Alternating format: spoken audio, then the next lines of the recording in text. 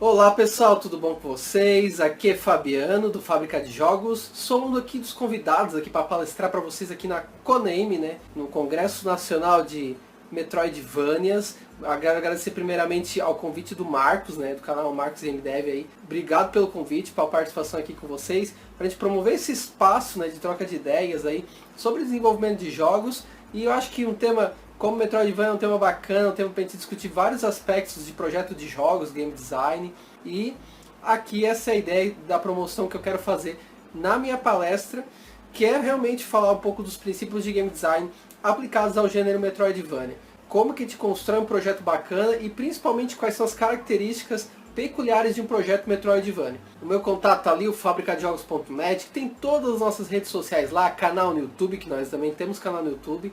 E você pode lá se inscrever e participar com a gente, acessando todo o nosso conteúdo. Vou apresentar um pouquinho sobre mim, né, para quem não me conhece, né. Então, meu nome é Fabiano Naspolin de Oliveira, eu já trabalho há 10 anos na área de jogos, um pouquinho mais até, principalmente nos aspectos de projeto de desenvolvimento de jogos, de game design.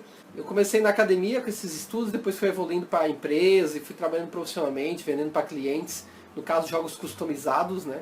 E aí a minha experiência se baseia muito nesse tipo de produto e de segmento. Eu vou deixar o link do meu portfólio para vocês acessarem.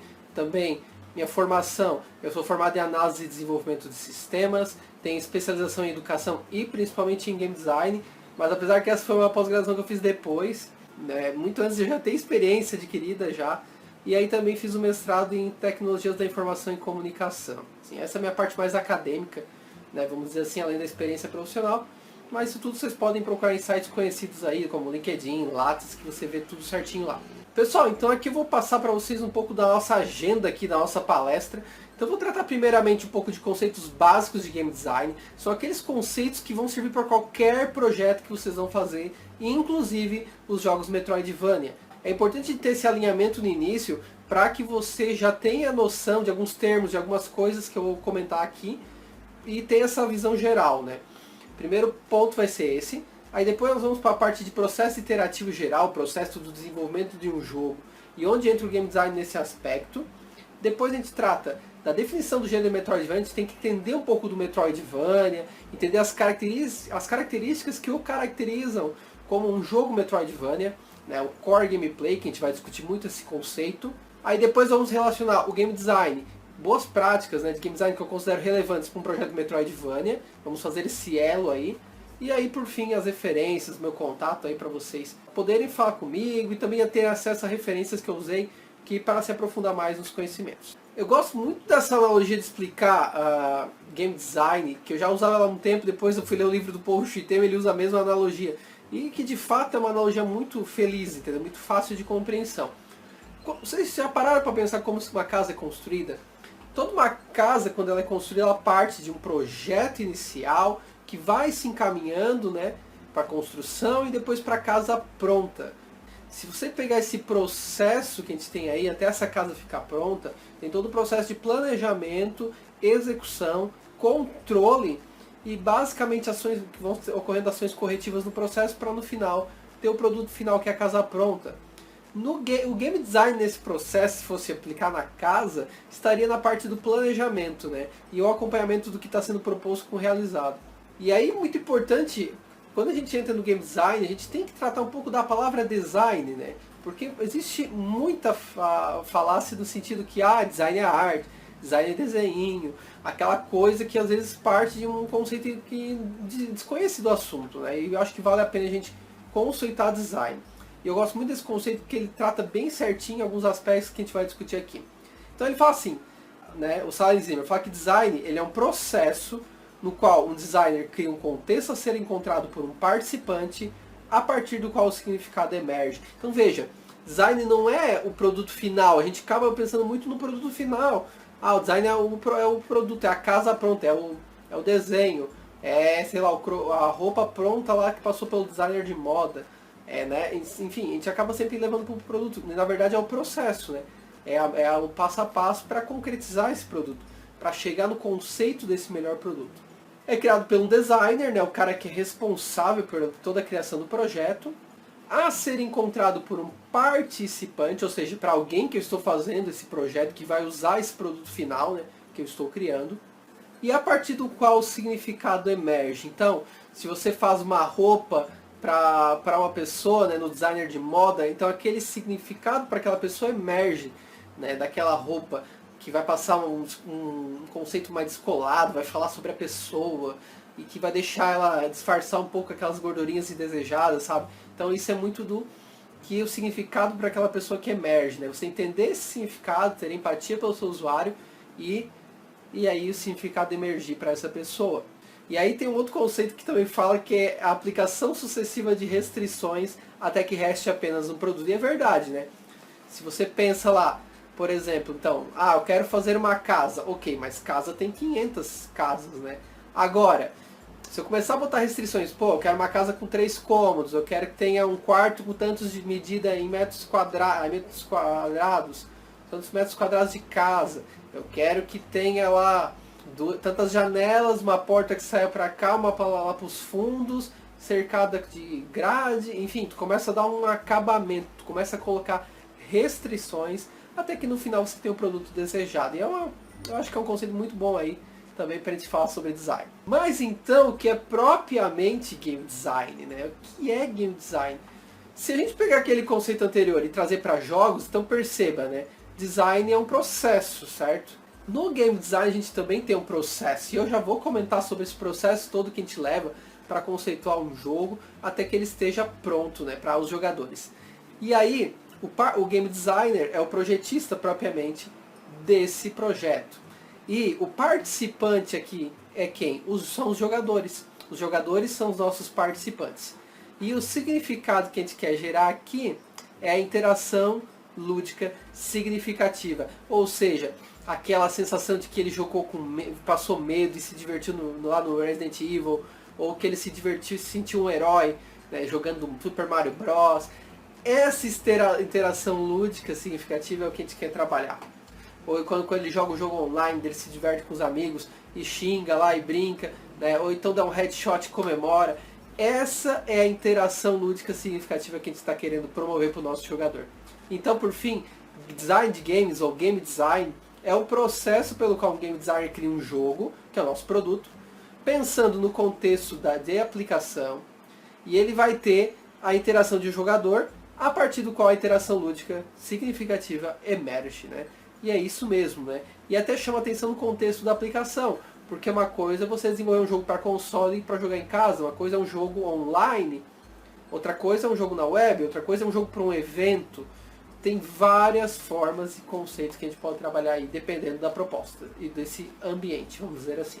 Espero que dê para dar a entender um pouco sobre game design, espero que você já tenha entendido o papel que é o game design propriamente no desenvolvimento de jogos, mas basicamente a gente chama de projeto, né? O projeto de jogos. A gente vai fazer a concepção desse novo jogo que a gente está pensando aí, de forma que atenda à necessidade do nosso jogador. Porque a gente faz jogo para o nosso jogador, não faz jogo para a gente, né? A gente faz para o jogador. Aqui eu elegi, gente, algumas características que eu considero importantes para um game designer.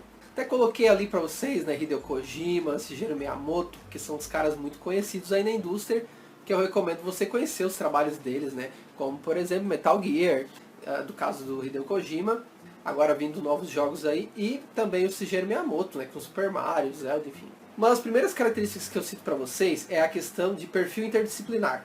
O game designer, ele é um cara que tem que ter um perfil que gosta de muitas coisas diferentes. Até porque, não só porque o game designer ele acaba tendo que conhecer um pouco de programação, um pouco de arte, um pouco disso, um pouco daquilo. Ele também, dependendo do tema, do jogo que ele vai trabalhar, ele às vezes tem que conhecer sobre história da Revolução Francesa, ou entender de pré-história, ou de biologia marinha. Então, sabe, a gente nunca sabe o projeto que vai vir, e aí o aprofundamento que a gente vai ter que dar em termos de conhecer outras áreas do conhecimento. Então é importante ter essa aptidão, essa vontade de aprender de forma interdisciplinar, porque vai misturar uma série de conhecimentos ali junto no pacote. E aí entra as questões de noções das áreas de programação, de arte, de música e tal. Mas ele não é um artista, ele não é um programador, ele não é um músico, ele tem noções dessas áreas de forma que ele constrói o projeto junto com essas pessoas, ouvindo essas pessoas, para que o projeto gere o jogo no final produzido gere a experiência desejada, certo? Ele não é esses outros papéis, mas ele entende um pouco de cada para ter uma noção holística, uma noção mais sistêmica do todo, para que construa o projeto e tenha sucesso no final, né? Seja um bom produto. Ele também é um pesquisador e um leitor diversificado, né? Porque é exatamente pelo perfil interdisciplinar. Então ele vai ter que fazer muita pesquisa, investigar jogos, buscar referências. Então é essencial um perfil como esse, né? De pesquisador e leitor, bastante leitor. E aí, puxando essa questão, né? Como todo bom leitor, como todo bom escritor é um grande leitor, né? Como já se diz, né? Então ele também tem que escrever bem, tem que ter uma boa habilidade com a escrita. Principalmente a questão de escrita técnica, porque vai ter que escrever documentações de projeto, mas também escrita criativa, para você trabalhar uma história, trabalhar alguma coisa mais voltada para esse lado. Então essas duas escritas são fundamentais. Lidar com pessoas, saber ouvir as pessoas, as ideias das pessoas, canalizar ideias, né? Então tudo isso faz parte também do papel do game designer, porque ele, por mais que ele é o responsável por essa tarefa, ele também conta com a ajuda aí de outras pessoas. Ter foco no usuário, né? Ter empatia, saber entender o que o usuário está querendo, qual é a necessidade desse usuário que ele está querendo atender com o seu jogo. Ele tem que se colocar no lugar do jogador que vai jogar esse tipo de jogo, e é isso que a gente tem que pensar quando a gente for fazer um jogo. Ter essa empatia, realmente, se colocar no lugar e pensar, será que essa experiência está bacana para esse jogador? Ou será que não? Então isso faz parte do trabalho também de um game designer. Ele é um catalisador de ideias, né? Ele coleta as ideias, ele ouve as pessoas, ele procura, né, buscar essas soluções, e também tem um olhar crítico, né? Um olhar de observação, um olhar de ver o que é bom, o que não é, às vezes fazer uma análise de jogo e perceber o que está bacana aqui, o que não está, porque tudo isso serve como referência para que seja usado nos próximos projetos e no projeto em questão que ele está trabalhando também. Então é também fundamental essa perspectiva. Essa é a minha visão, né, sobre a área. Vocês estão a buscar outros autores também que trazem outras contribuições, mas eu vejo que isso aqui é o básico para um game design de alguém que deseja atuar como game designer. Uma das referências que eu gosto bastante em termos de diversão, né, porque a gente trabalha com software de entretenimento, então é inevitável que a gente fale sobre diversão, é a Ralph Koster desse livro da teoria da diversão para game designers, que é um livro que eu acho muito bacana, muito bom, e ele trata muito desse conceito de diversão, relacionando que diversão é igual a aprendizado. Ou seja, enquanto eu mantenho o jogador aprendendo coisas novas no meu jogo, eu o mantenho interessado e recebendo todas aquelas substâncias boas, né, que vão te dando prazer, né? E aí, nesse sentido, ele se mantém motivado a continuar jogando, porque ele continua aprendendo novidades. Então você começa ensinando um inimigo novo, começa ensinando um novo artefato para ele, e aí aos poucos vai aumentando a dificuldade, vai trabalhando essas questões de ele aprender sempre coisas novas. Pode ver que jogos bem feitos sempre tem isso, você aprende um recurso novo no momento, aí quando você dominou aquele conceito, aquele recurso, você já vai aprender um novo. E aí o Koster fala muito disso, né? Da diversão está igual à aprendizagem. Então, enquanto eu manter o jogador aprendendo coisas novas, novidades, eu sempre vou deixar ele interessado pelo jogo. A partir do momento que ele não conhece mais nada, ele já domina tudo, ele começa a perder o interesse. E isso vai muito dentro de como nós reagimos na nossa vida, no nosso padrão de pensar mesmo, né? Até aqui nessa apresentação você pode ver que nós aprendemos padrões e aplicamos eles na realidade. Isso ocorre de uma forma inconsciente, então a gente faz inconscientemente. Sabe aquela história de quando falta luz e tu vai lá e apaga a tomada sem ter luz? Que você sai de um cômodo e apaga a luz, só que não tem luz. Só que o teu inconsciente faz você ir lá e apagar a luz, porque você já está condicionado a esse comportamento. E a gente gosta de padronizações, o cérebro adora padronizações e gosta disso aí. Em jogos não vai ser diferente, a partir do momento que a gente começa a reconhecer padrões, começa a aprender com eles, e aí a gente começa a dominar, a gente ensina um novo padrão, e aí ele vai aprendendo coisas novas. Então na verdade que games são sistemas construídos para nos ajudar a aprender padrões, basicamente é isso. Tá? Então a gente já vai aprendendo padrões, e aí com isso a gente vai relacionando para outras situações, que é o caso aqui da imagem. Para outras situações de pular de um obstáculo, a gente vai adotando a mesma estratégia. E aí ele relaciona muito com a música. Então, quando a música está perfeita, que não tem nenhum ruído, essa música significa que está havendo um padrão e tu está reconhecendo os padrões. A partir do momento que você não tem padrão na música, começa a aparecer os ruídos. E os ruídos daí prejudicam aqui a nossa jogabilidade e, consequentemente, a diversão. E aí muito se relaciona com o que o Ralph Koster fala com a teoria do fluxo, do Csikszentmihalyi. É um psicólogo aí, né, falou da psicologia da felicidade e tudo. Tem um livro muito bom dele, né, o Flow, que trata exatamente sobre essa questão. E aqui dá pra fazer um paralelo bem interessante com os jogos, porque o ideal de um jogador pra gente é estar dentro do canal de flow. Por quê? Porque esse canal de flow mantém um equilíbrio entre a habilidade que eu estou exigindo do jogador e o desafio que eu estou proporcionando para o meu jogador. A partir do momento que eu mantenho ele nesse equilíbrio, nesse canal de flow, como vocês estão vendo ali em branco, eu estou mantendo ele interessado pelo meu jogo. E aí, relacionando com a teoria do Coster, ele está nesse pico aprendendo cada vez mais. E aí, conforme ele dominou uma habilidade, eu ensino uma nova. E assim eu vou fazendo ele aprendendo coisas novas e cada vez aumentando a dificuldade também para ele. Porque se eu deixo também sempre a dificuldade muito baixa, ele entra num estado de tédio. Tá muito fácil. Assim como também se eu levar demais a dificuldade muito de cara, eu posso levá-lo para frustração. E aí, dependendo do perfil de jogador que eu tenho, isso pode ser complicado, né? Então isso também varia, né? Do tipo de jogador que você está trabalhando. Um cara que é hardcore jogando Dark Souls e que tem essa tolerância a jogos muito difíceis, pode ser que ele aguente mais, né? Essa questão de frustração. Agora um casual já não aguente tanto. Então também existe a variação de público, mas em essência a teoria de fluxo trabalha muito bem essa ideia. E é interessante também falar que no canal de flow não é uma obrigatoriedade, que sempre você vai manter o cara em picos de interesse alto. Porque também tem certos momentos do jogo que tu vai precisar deixar ele mais relaxado.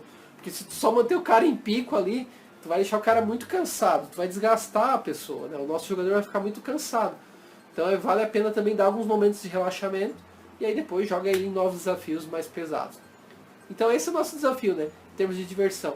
Mantê-lo sempre aprendendo coisas novas, interesse, e manter um desafio crescente, de forma que a habilidade dele acompanhe esse crescimento também. Que ele vá desenvolvendo habilidades que no final ele se torne um mestre nesse jogo aí. E aí um dos modelos que a gente pode tratar muito bem a questão da diversão é o MDA. O MDA Framework ele trata muito disso. Que as letrinhas são mecânica, né?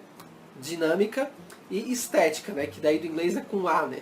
A mecânica, dinâmica e a estética do jogo vão determinar esse modelo. A mecânica são as ações e regras do jogo, né? A estrutura. A dinâmica é o sistema do jogo como um todo e as relações entre o usuário e as mecânicas. E a estética são as relações que eu tenho com esse jogo, né? A questão visual, musical, as emoções, todos esses aspectos, né, de experiência, que aí se traduzem muito na diversão, na fã, né, propriamente. Lembrando que a mecânica, ela sempre está muito mais próxima do game designer, da visão do game designer. E já a estética é a primeira coisa que o jogador vê, né? Quando você compra o jogo, a primeira coisa que você vê é a parte estética. Aí depois você vai indo para a mecânica. Já o game designer, a primeira coisa que ele vê é a mecânica, para depois chegar em aspectos mais de estética. E em termos de diversão, a gente tem 8 critérios que a OMDA trabalha para a gente entender um pouco da diversão. Então tem a sensação, né, as emoções, o que está passando aquele jogo, a fantasia, que é o faz de conta, né, a narrativa, que é a história, o envolvimento com a trama, o desafio que o jogo está propondo também é outra questão que envolve a diversão, como já falamos. A amizade, que é os relacionamentos, é a troca com os jogadores, que não necessariamente estou falando de um jogo multiplayer, às vezes um próprio single player, que você compartilha um ranking com alguém já faz uma diferença em termos de amizade, das relações sociais. A descoberta, os segredos, você explorar o jogo, tudo isso conta também para interessar o jogo em termos de diversão. A forma de se expressar, de se autoconhecer dentro desse jogo. O jogo é uma forma de autoexpressão mesmo, né? E aí a submissão, que é você encarar o jogo como uma brincadeira, como um passatempo, como uma diversão. Todos esses 8 elementos contribuem para que a gente tenha a diversão no final do processo aí de um jogo, de um projeto que você está pensando em desenvolver. Uma vez que você entendeu o que é um game designer, o que é design, né, antes mesmo, uma vez que você entende também qual que é o papel do game designer, as características que um game designer tem, e além disso, já discute alguns aspectos de diversão, como a gente tem que ter essa preocupação do início ao fim, porque querendo ou não afeta a experiência lúdica significativa que eu estou querendo criar para o meu jogador, a gente entra na parte de processo. Afinal de contas, design é um processo, como eu falei lá atrás nos conceitos. E aí, que processo que a gente pode adotar em termos de game design? A gente chama geralmente de design iterativo, né? E eu falei iterativo, tá, pessoal? De repetição, não interativo, beleza? Por que iterativo? Porque eles vão ter ciclos que se repetem. Se vocês observar aqui no processo, vocês vão ver que tem um ciclo ali, que vai ficar se repetindo indefinidamente até que a gente tenha um produto final. Afinal de contas, tem ele pronto ali. Então, o primeiro passo de um projeto é pensar no jogador, quem é o público-alvo, né? E aí eu separo muito essa parte, porque é especial, você tem que entender quem é o seu jogador, você tem que saber o perfil do seu jogador. Senão não adianta de nada você querer pensar em conceito, que fase que vai ter, que personagem que vai ser, se você não sabe quem é o seu jogador. Nem na mecânica, enfim. Então o primeiro ponto é conhecer o jogador. Uma vez que você conhece o jogador, você parte para o conceito de jogo, e aí você começa a desenvolver sim uma breve parte de como vai ser o jogo, prever questões de cronograma, com plataforma e uma série de questões que eu vou explorar depois com vocês. Uma vez que você definiu bem esse pré-projeto, já sabe o que quer, aí sim você começa o processo de desenvolvimento do jogo entrando nesse ciclo. Aí você começa a desenvolver o projeto, né, o game design, e aí você vai trabalhando em protótipos para ter visões mais concretas de como que vai ser esse jogo. E aí depois faz testes para verificar se a experiência está de fato acontecendo, se aquela experiência lúdica significativa eu estou conseguindo construir. E depois vejo o que ficou bom, o que não ficou bom, faço as ações corretivas. E aí, por vez, repito o processo de revisão do projeto. Reprojeto, daí implemento mais um protótipo, daí faço de novo testes, faço ações corretivas. Projeto e assim por diante. Esse ciclo vai fazendo várias vezes, até que no final eu faço aquelas sucessivas restrições, como a gente viu no conceito anterior, e tenha um produto final prontinho. Então a gente vai aplicando restrição, vai revendo isso aqui tá bom, isso aqui não tá bom, isso deixa, isso tá legal, até que no final você tem um produto, um jogo digital bem acabado e pronto para ser lançado, que é o que a gente chama de versão Gold. A versão final sendo lançada aí para o nosso usuário. Certo? Por isso que é um ciclo interativo. E ele é muito baseado no PDCA, né, que vem da área de administração, né, que é o Plan, Do, Check e Action. Né? Planeje, faça, verifique, né, e depois faça as ações corretivas respectivas disso. Nós vamos explorar com detalhes cada uma dessas partes, mas vale a pena, antes de a gente chegar no detalhamento de cada uma dessas partes no design interativo, né, nós vamos primeiro entender um pouco do Metroidvania. E aí, o que é o gênero Metroidvania mesmo? O gênero Metroidvania, ele é um gênero, um subgênero, na verdade, de ação e aventura, né, um pouco da mistura dos dois aí, que teve origem nos jogos Metroid, né, da Nintendo, né, com a nossa querida Samus como protagonista, e o Castlevania, né, o jogo famosão aí da Konami. E aí a fusão desses elementos dos jogos, a gente conseguiu criar um gênero específico que é o Metroidvania. E o que se caracteriza no Metroidvania?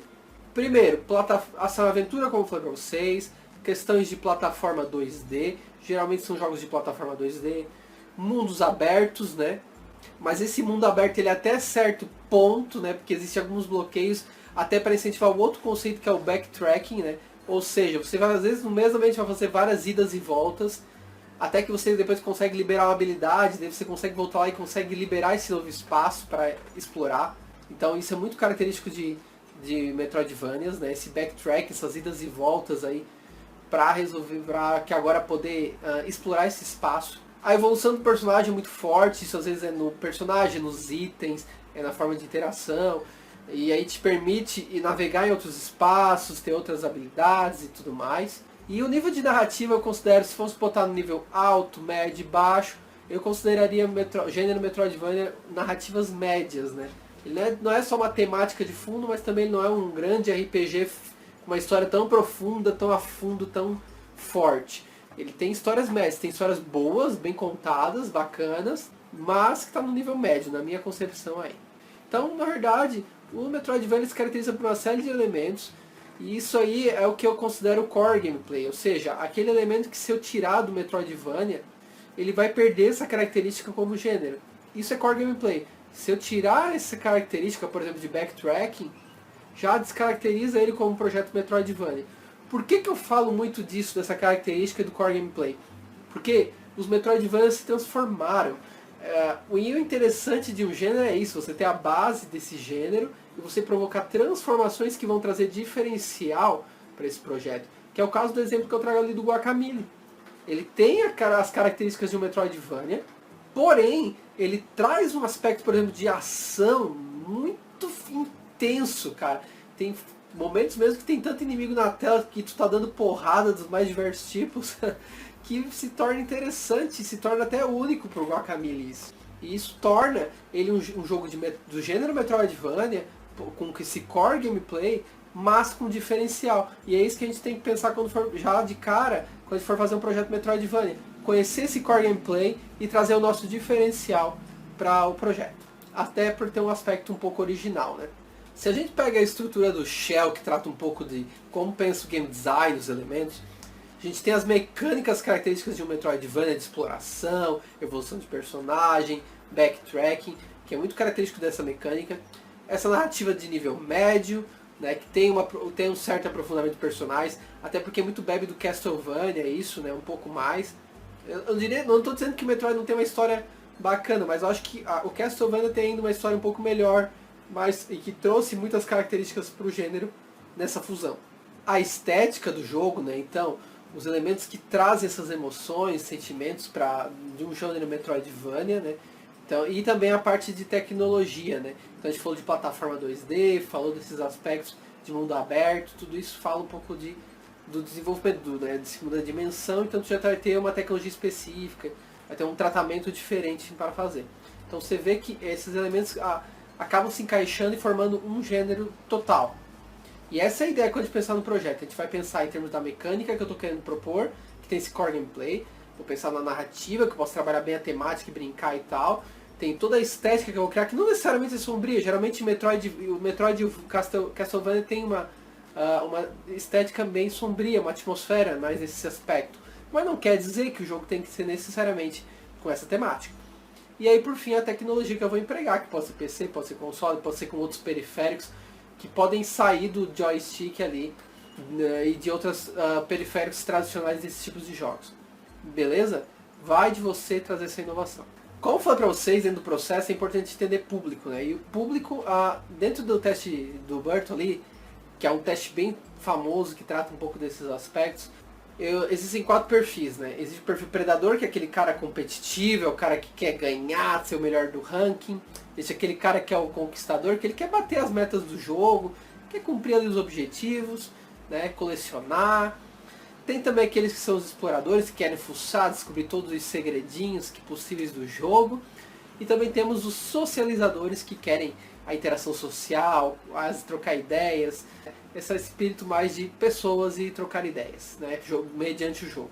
No jogo Metroidvania, eu vejo que o público está muito centrado no realizador, né, realização de metas e objetivos, até porque vem muito do gênero ação, e que é um gênero muito característico da questão de realização, né, dos realizadores.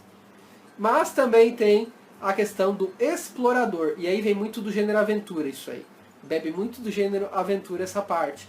Então eu vejo que está entre esses dois termos ali, entre um perfil de jogador que vai ser conquistador, né, e explorador. Basicamente isso aí, porque a exploração mesmo, nossa, bota exploração nesses jogos que o Metroidvania tem, né.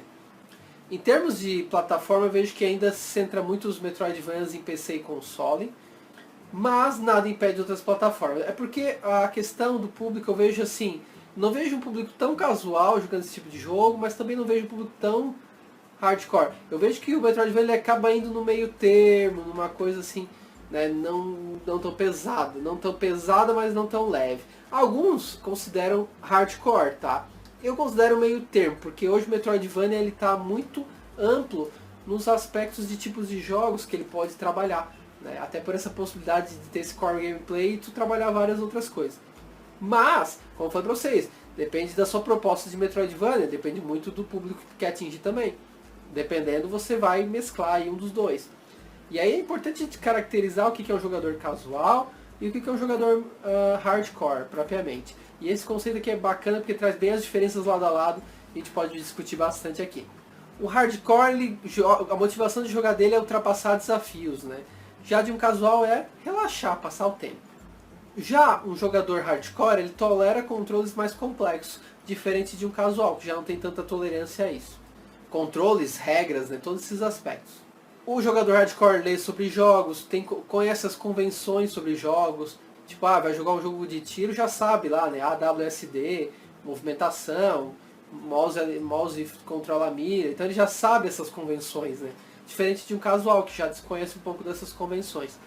Um jogador hardcore, ele adapta sua vida ao jogo, ele trata o jogo como uma prioridade de entretenimento, né? Diferente de um casual que tá ali, quando tem tempo livre vai e joga, se adapta ao seu horário, então ele não tem uma preocupação como se fosse uma prioridade jogar. Pro hardcore faz parte do estilo de vida dele, resumindo, e pro casual nem tanto. É só mais um passatempo aí. A partir do momento que você conhece o público-alvo, você vai pro high concept, tipo, conceito de jogo propriamente. E aí dentro do conceito de jogo a gente vai estabelecer o pré-projeto. A gente vai pensar, antes de começar a desenvolver, o que a gente quer desse jogo. Então, o que a gente vai querer de desenvolvimento dele, da temática, que plataforma que vai ser feito, qual vai ser o gênero, aspectos técnicos de produção também, e referentes, por exemplo, à arte, como é que pode ser, a temática, a história, as mecânicas básicas. Eu preciso sair de um pré-projeto entendendo como é que vocês estão pensando em fazer esse jogo. Então, pensando na premissa, nas mecânicas, na jogabilidade, no gênero, na plataforma, a atmosfera que eu quero criar, a narrativa, enfim, é o escopo, né? Eu estou preocupado com o escopo. Também vou me preocupar com o tempo, né, que eu quero desenvolver, cronograma, atividades que vão ser realizadas, os recursos que eu preciso e o custo que vai levar esse projeto, porque isso é decisivo para aprovação, né? Para essa etapa, eu considero que para o Metroidvania, o importante é você entender bem o core gameplay, e daí, baseado em entendendo essa estrutura básica do core gameplay, você pode buscar os projetos para ver onde é que está esse core gameplay e que diferenciais que eles estão criando, né, nesses Metroidvanias. E aí com isso eu crio o meu diferencial, meu Golden Nugget, que é isso que eu coloquei ali, que é exatamente isso, é o diferencial. O que torna esse teu Metroidvania tão especial de outros Metroidvanias? Por isso que é importante fazer esse levantamento de outros jogos para a gente entender tanto o core gameplay quanto também o que eu posso fazer de diferente. Uma vez que a gente pensou no High Concept, definir esse projeto, tá andando, tá bacana, tá aprovadão, sabe, as ideias estão bem definidas, aí a gente parte para o projeto propriamente para aprofundar essas ideias que eu defini lá no High Concept. Então aqui eu vou definir melhor essas ideias. E aí a gente vai utilizar muito da escrita técnica para detalhar esses aspectos de como vai ser o jogo. Tem que lembrar também, gente, que o Game Design Document ele é o GDD que a gente chama, né? É o projeto propriamente, é o documento de consulta que vai servir para outros integrantes da equipe. Então ele tem que ser um documento com uma linguagem que seja acessível para todos, ele tem que ser um documento que seja fácil leitura e objetividade, ele tem que ser um documento que, não digo agradável, mas ele tem que ser claro no que ele está querendo dizer ali, ele tem que ser fácil de achar as informações que eu preciso, e até às vezes eu faço uma recomendação pessoal, que é você trabalhar formas objetivas e rápidas de você fazer a documentação. Então eu, por exemplo, trabalho muito com tabela, com desenho, com processo, com formas que são mais fáceis de a gente poder descrever alguma coisa.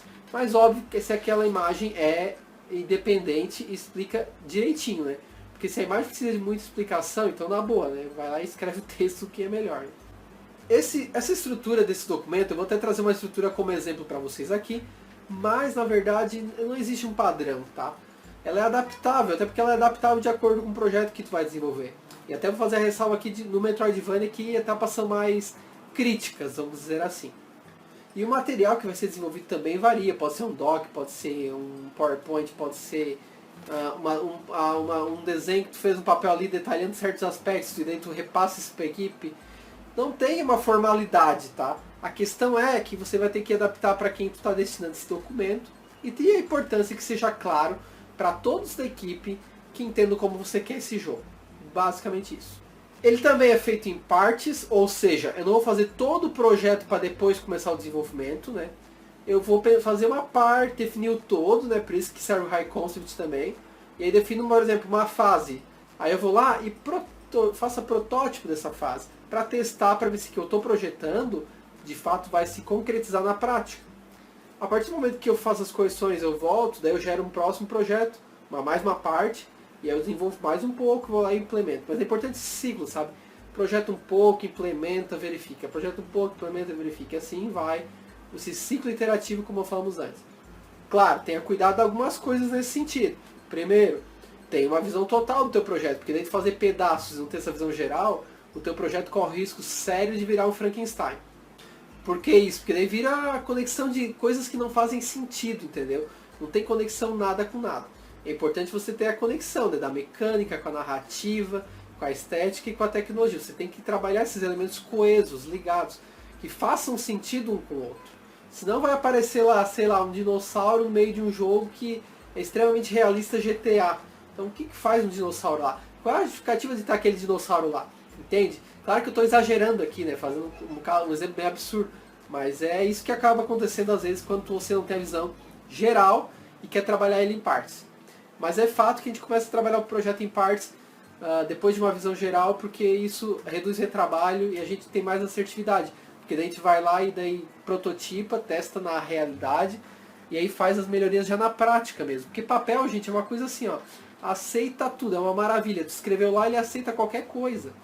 Agora, um bom game design, um bom projeto só vai se concretizar por meio de experiência, né? Você já ser uma pessoa com experiência, mas principalmente com testes e verificação dessa forma do ciclo iterativo aí, em pedaços. E aí, claro, mantenha sempre atualizada essa documentação, revise quando necessário, porque tem gente também que faz projeto, depois joga na gaveta e nunca mais olha, né? Pensa que esse documento ele é precioso, ele é a sua referência de consulta para o seu projeto.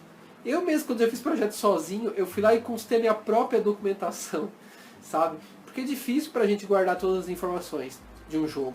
É complexo, é muita coisa. Imagina então você de uma equipe, né? Imagina você querer falar A, outro falar B, e aí para fazer se entender todo mundo. Então se uma pessoa já às vezes já esquece de coisa e falta o entendimento, imagina não tendo projeto, né? Ou com outras pessoas junto. Aqui eu trago uma estrutura um pouco de como você pode tratar, né? O High Concept muitas vezes vai anexo ao Game Design. Eu sempre trabalhei com ele botando como anexo, então por isso que eu considerei o High Concept ali nos tópicos. Mas também pode ter o contexto do game, então a história pregressa desse jogo, então o backstory, né? Ou seja, a história que às vezes não vai nem pro jogo, mas ela dá um embasamento para te entender melhor o universo do jogo, os personagens, toda a trama que tu está trabalhando ali. Os jogadores, quem são, os personagens, os artefatos que vão ter nesse jogo para usar, a estrutura que esse jogo vai ser construída de fase, ou então progresso por níveis de fase. Qual é a estrutura? É um mundo aberto, né? É uma sandbox, né? O que é esse teu jogo propriamente? Você vai definir essa questão, né, de estrutura. Os itens que vai ter, quais são os objetos que são mais importantes, essenciais desse jogo, quais são os conflitos que esse personagem que está jogando vai enfrentar e que soluções podem ser propostas para ele vencer esse desafio, né? Que aí o jogador vai interagir, vai descobrir. A inteligência artificial, ou seja, os agentes inteligentes que tem esse jogo e como é que eles vão reagir, como é que vai ser a escala de dificuldade para eles, em que momentos. O fluxo do game, né? Então desde os menus até o decorrer das fases, de como vai progredir ali ao longo do jogo. Os controles de interação, as variações de jogo que vai ter, multiplayer, modo single player, e sim, um monte de variações que o jogo se propõe em termos de variação de regras. E aí por fim as referências que o jogo se baseia para a construção desse projeto. Então essa aqui é uma estrutura do post tema que eu me baseei, mas, cara, procura na internet, tu vai achar milhões de modelos de Game Design Document. No início é bacana você ter uma estrutura como modelo para ir aprendendo, pegando a manha. A partir do momento que você vai fazendo vários projetos, vai pegando experiência, você vai ver que você vai montar sua própria estrutura. Você nem vai ficar mais olhando esses modelos aí. Já vai ver necessariamente o que precisa de demanda e já vai montando automaticamente, já vai vindo naturalmente isso aí. Bem, num projeto de Metroidvania, eu vejo que a preocupação muito grande que você vai ter que ter num projeto de jogo de Metroidvania é questões de level design, design de níveis. Porque se você pegar as características principais de Metroidvania, estão muito relacionadas ao level design, ao design dos níveis. Muito, tremendamente. Principalmente características de mundo aberto, de exploração e descoberta, backtracking, progresso do jogador, que não necessariamente é só do personagem, mas é de onde eu vou colocar os certos itens, de onde vai estar os certos desafios para ele desenvolver essa evolução do personagem, em que momentos que ele vai poder explorar aquela aventura, em que momentos que ele não vai poder explorar. Então eu vou ter algumas perguntas aqui que você tem que pensar já para trabalhar esse aspecto. Então, o que você precisa enfrentar para desbloquear aquela passagem, né? Isso é importante. O que tu precisa fazer para desbloquear aquela parte e poder avançar nesse mundo aberto aí do Metroidvania? Como criar uma escala de desafio crescente para cada conquista, para não tornar o jogo desbalanceado e injusto. O cara se desenvolve muito rápido. E aí, quer dizer, o cara explora fácil em qualquer ambiente daí. Então tem que ter esse cuidado também. E também tem que ter o cuidado para não deixar isso muito linear, né? Como não deixar o personagem poderoso demais, que aí vem na questão de balanceamento. Como tornar a exploração e resolução de problemas interessante e sair do óbvio e do linear. Porque de nada adianta você criar um mundo aberto e ok, E você obrigar o cara a ir naquela sessão, naquela, depois naquela, depois naquela. Sabe, vira uma coisa muito óbvia. E você perde um pouco da exploração e descoberta. Claro que você tem que ter um certo controle, como a gente vai falar depois, um controle indireto. Mas você tem que dar uma sensação de liberdade para o jogador. A partir do momento que você já define muito certinho cada parte, você já meio que perde essa característica de exploração aí, que é muito característica de um Metroidvania.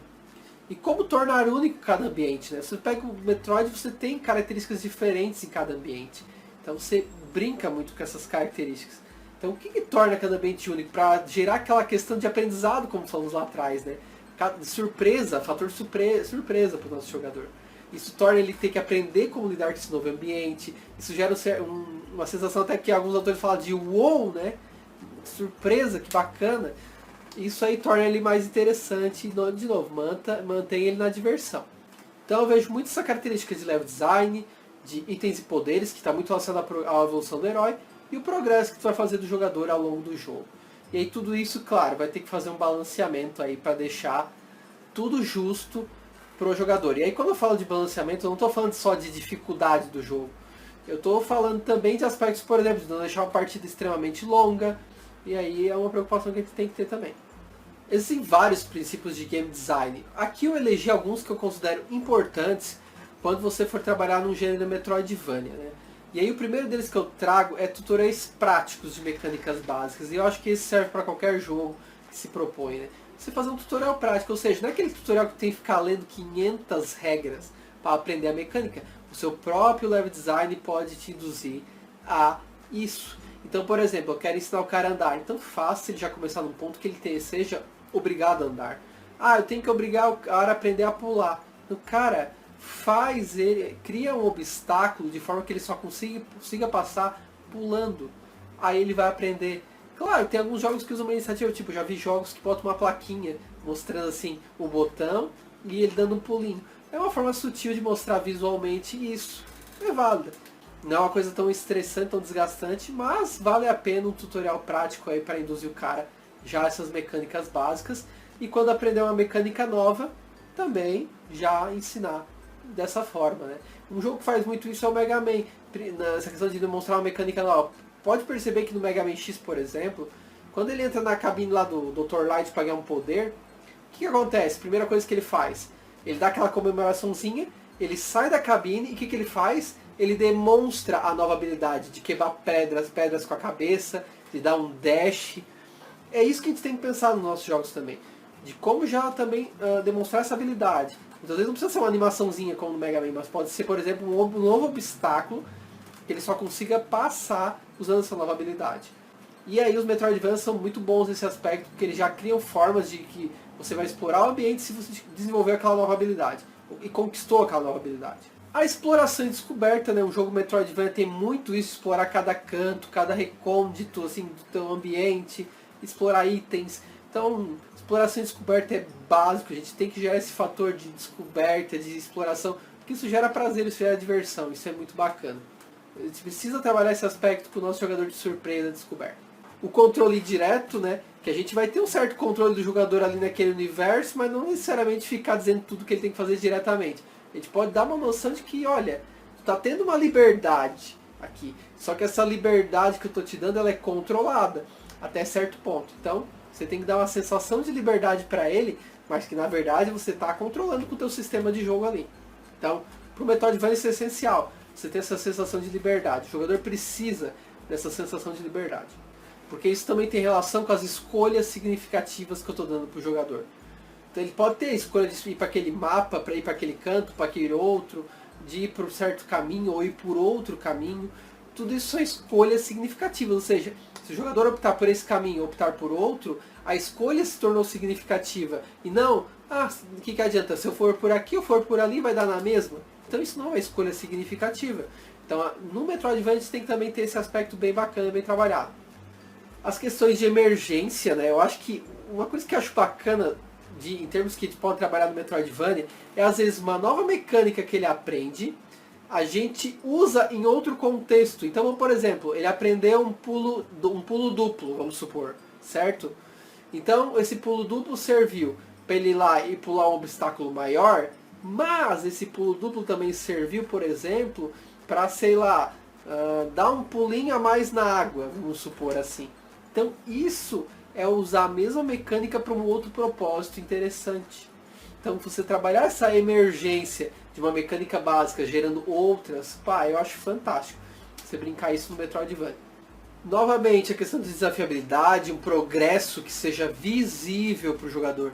Ele tem que perceber lá no fluxo, né, desafiabilidade, né, o flow que a gente falou lá atrás. Ele tem que perceber que ele está tendo um progresso visível, que ele está evoluindo. E ele está progredindo dentro dessa história. Então ele está avançando mais no mapa, ele está conquistando novas habilidades, né, ele está chegando mais perto do objetivo final. Isso tem que estar claro, tem que estar mostrando. Pode estar na HUD, pode ser mostrado na narrativa, pode ser no mapa que está sendo aberto mais ainda. Tem que ser uma forma visível de demonstrar. E Metroidvanias fazem muito bem isso aí. Então trabalhe no seu projeto nesse aspecto. Sistemas de recompensa e punição justos entra na questão de balanceamento e qualquer jogo. Tem que ter um sistema de punição e recompensa balanceado, porque senão, você punindo demais, você vai estar desanimando o cara, mas também recompensando demais, você desbalancia o jogo e torna o jogo muito tedioso. Então pense nesse cuidado, né? Existe até o princípio da triangularidade que a gente fala, né? Que recompensas simples para desafios simples e recompensas altas para desafios altos. E não fazer brincadeirinhas ao contrário nesse sentido. Aqui, ó, questão de balanceamento também, tempo de partida, tempo de fase. Quanto tempo tu quer que esse cara, em média, fique explorando aquela fase? Porque isso vai determinar o tempo de partida de um jogo. Isso é fundamental para a vida longa que o teu jogo quer ter. E se o cara gosta de uma exploração descoberta, e o Metroidvania, propriamente, não vai querer um jogo tão curto assim. Ele vai querer um jogo que se aprofunde, que seja longo, que tenha várias descobertas, sabe? É muito característico do explorador isso. O jogador de Metroidvania ele não é essencialmente um realizador. Ele é um explorador. Exploradores que querem descobrir os mais possíveis cantinhos do teu jogo. Então pense muito bem no tempo de partida que tu quer trabalhar desde o início. Crie histórias que não sejam panos de fundo, né, só meramente. Crie histórias que justifiquem por que ele está fazendo aquilo dentro do jogo. Que ações que ele está fazendo aquilo no jogo. Sabe, para dar uma motivação pro jogador e para aquele personagem que está ali. Senão fica uma coisa vaga, muito solta. Então isso no Metroidvania também é fundamental e eu recomendo para você. Os jogos Metroidvania também vejo que são jogos muito mais a habilidade do que sorte. Claro que você pode ter elementos de sorte para gerar aquele fator surpresa, mas ainda é a habilidade que vai falar mais alto. É esse ponto aí que tem que ser valorizado para o nosso jogador. Não a sorte, porque sorte vai jogar roleta, vai jogar bingo. Esses jogos aí realmente são puramente sorte. Aqui não, vamos tratar um pouco mais da habilidade. Nesse tipo de jogo, Metroidvania, a gente vai ter muito um esforço físico de habilidades dos controles relacionado aos desafios dos inimigos, né, chefões principalmente, né, de ter aquela habilidade de desviar dele, dar o tiro e papapá. Isso é um esforço muito físico, apesar que também tem o cognitivo no sentido de observar a estratégia que aquela IA do personagem está sendo realizada, né, do chefão. Mas também tem um esforço muito cognitivo nos puzzles propostos ao longo das fases. E aí ele trabalha muito bem esses dois esforços.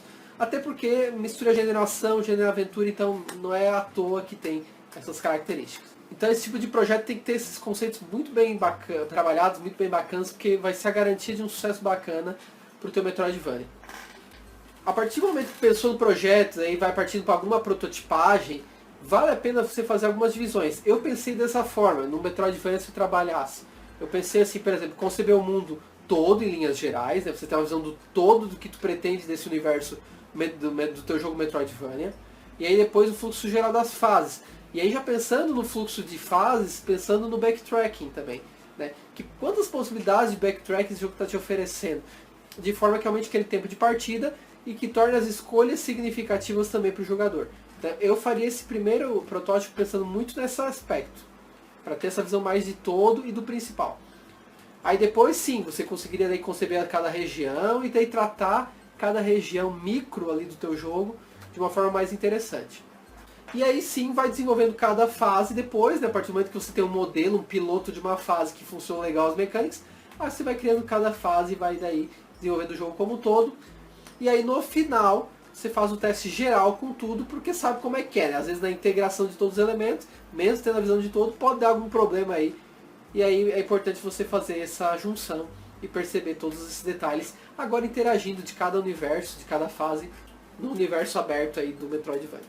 E aí você pode estar evoluindo isso de uma arte de programador, né, ou seja, aquela arte que não é definitiva, que só está ali para realmente testar o jogo, aí para uma arte final. Aqui no exemplo eu botei o jogo do Zelda.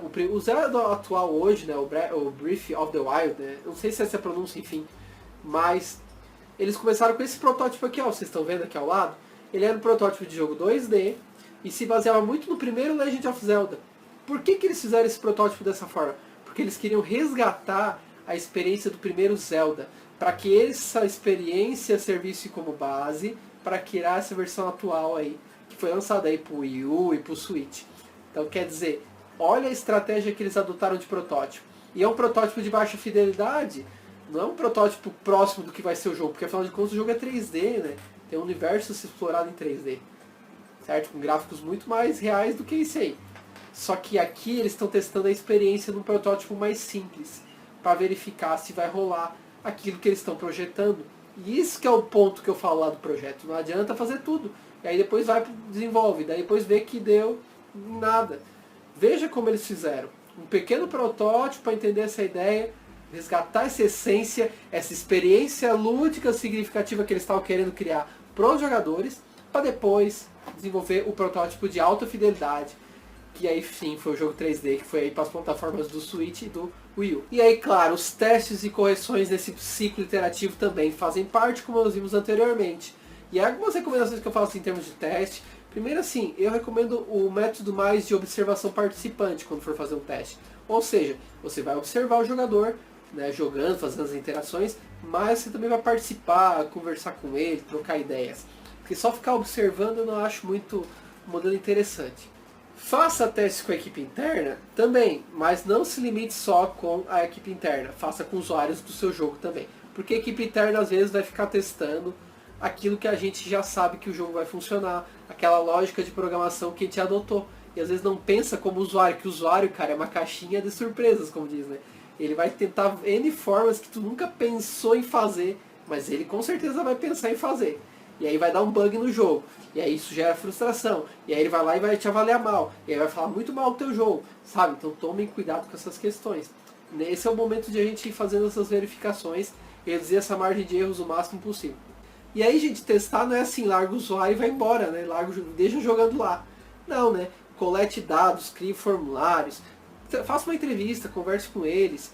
E mais importante que tudo isso até, perceba as ações inconscientes que ele está tendo ali ao longo do jogo.